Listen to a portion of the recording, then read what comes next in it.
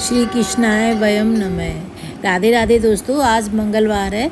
पितरों के स्वधा मंत्र बोलने के बाद गीता का 7वां अध्याय जो नित्य पढ़ा जाने वाला अध्याय है, आप ज़रूर सुने और पढ़ें। इस अध्याय से अपने पितरों को मोक्ष मिलता है।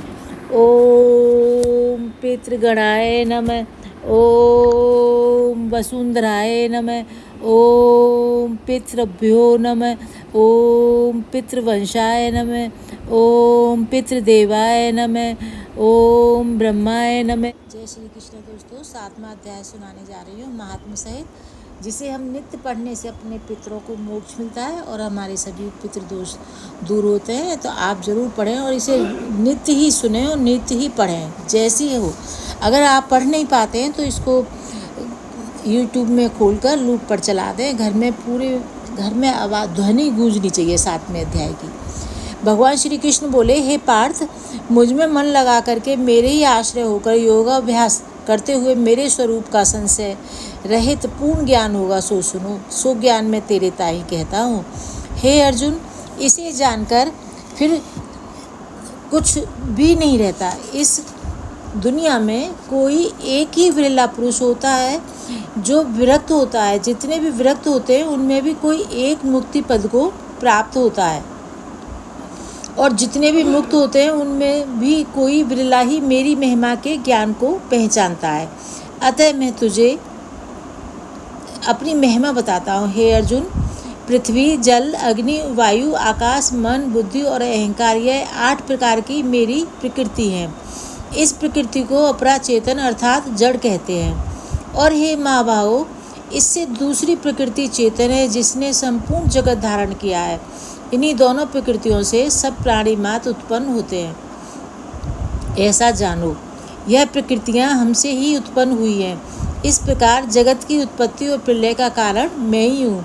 हे धनंजय, धागों में जिस प्रकार मणि पिरोई जाती है, उसी भांति यह संसार मुझ में ही गुथा हुआ है। मुझसे परे और कुछ भी नहीं है। हे कुंती पुत्र, जल में रस में मैं ही हूँ। चंद्रमा और सूर्य में प्रभावी मैं ही हूँ। मैं सब वेदों में प्रणव हूँ। आकाश में शब्द तथा पुरुषों में पौरुष मैं ही हूँ। हे अर्जुन, पृथ्वी में सुगंध और अग्नि में तेज मैं ही हूँ। हे पार्थ, संपूर्ण प्राणियों में सनातन बीज रूप मुझको ही जान। बुद्धिमानों में बुद्धि रूप और तेजस्वियों में तेज मैं ही हूँ। हे अर्जुन, काम और रोग रहित बलवान पुरुषों में धर्म के विरुद्ध न जानने वाला कर्म मैं ही हूँ। जितने भी सात्विक, राजस और तामस पदार्थ हैं, वे सब मुझसे ही उत्पन्न हुए हैं, परंतु उनमें मैं नहीं रहता। यह सब मुझ में सत, रज और तम, इन तीनों गुणों के प्रभाव से यह सारा संसार मोहित रहता है।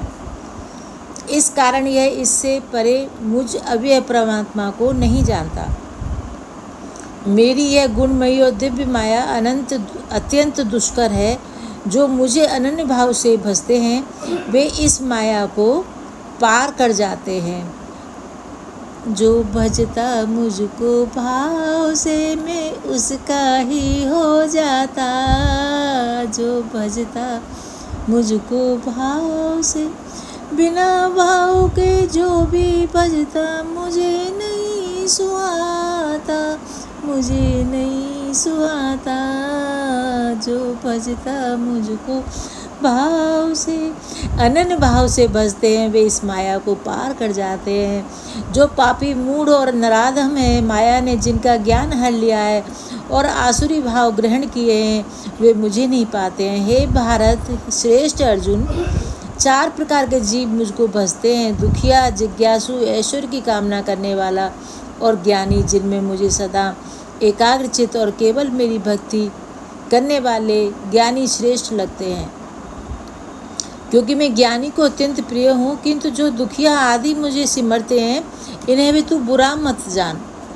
वे भी बड़े उदार और श्रेष्ठ हैं, किंतु ज्ञानी तो मेरी आत्मा है। इन ज्ञानियों ने केवल मेरे चरणों के साथ दृढ़ निश्चय बांधा है और इन्होंने मुझे ही अपना ठाकुर ईश्वर माना है। हे अर्जुन, कई जन्मों की साधना के बाद इनकी बुद्धि निर्मल होती है, तब वो मुझे जानने योग्य ज्ञान प्राप्त करते हैं। वह ज्ञान कैसा है, अब यह सुन।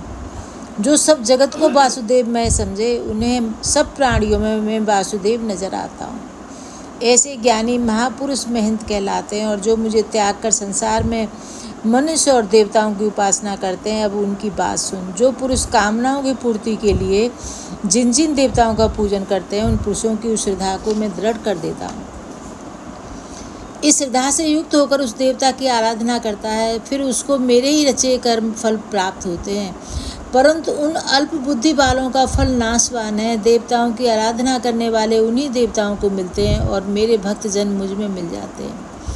मेरे अव्यय अविनाशी अत्युत्तम स्वरूप को न जानकर मंद बुद्धि लोग मुझे अव्यक्त को व्यक्त देहधारी मानते हैं। मैं योग माया से आच्छादित होने के कारण सबको नहीं दिखता हूँ, उसी से मूढ़ लोग अनादि तथा अविनाशी मुझको नहीं जानते। हे अर्जुन, मैं भूत भविष्य और वर्तमान के सब प्राणियों को जानता हूँ, पर मुझे कोई नहीं जानता। हे भारत, हे परंतप, इच्छा और द्वेष से उत्पन्न होने वाले सुख दुख आदि द्वंद्वों के मोह से जगत के सभी प्राणी ब्रह्म में फंस जाते हैं। जिन पुण्यात्मा के पाप नष्ट हो गए हैं, वह पुरुष द्वंद्व के मोह से छूटकर दृढ़ निश्चय करके मेरी भक्ति करते हैं। जो मेरा आश्रय लेकर जन्म मरण के दुख दूर करने का अर्थ प्रयत्न करते हैं, वे पुरुष ब्रह्म, आत्मज्ञान और संपूर्ण ज्ञान को जानते हैं। जो अधिभूत, अधिदेव, अधियज्ञ, इन सब में व्यापक मुझे जा पाते हैं। हे समदिष्ट पूर्ण पुरुष, मरण काल में मुझको जानते हैं। यह 7वां अध्याय दोस्तों, 7वें अध्याय का महत्व सुनाने जा रही हूँ। श्री नारायण जी बोले, हे लक्ष्मी, अब 7वें अध्याय का महात्म सुनो।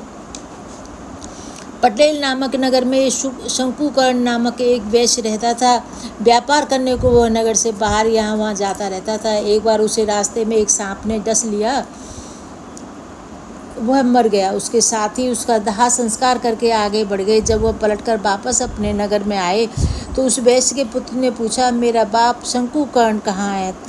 तब उन व्यापारियों ने बताया कि उसे एक सर्प ने डसा था, जिससे वह मर गया, और यह सब पदार्थ तेरे पिता का है, यह सब तू ले ले। इस प्रकार उसका धन उसे देकर पिता की गति करने को कहा। पुत्र ने सब हाल सुनाकर कहा, जिस सर्प ने मेरे पिता को काटा है, मैं उसको मारूंगा। उन व्यापारियों से कहा, चलो वो ठोर मुझे बताओ जहाँ मेरा पिता शंकुकर्ण मरा है। व्यापारियों ने वहाँ ले जाकर खड़ा किया। देखा तो वहाँ एक बावी है, जिसे वह कुदाल से खोदने लगा। जब छेद बड़ा हुआ तो वहाँ से एक सर्प निकला।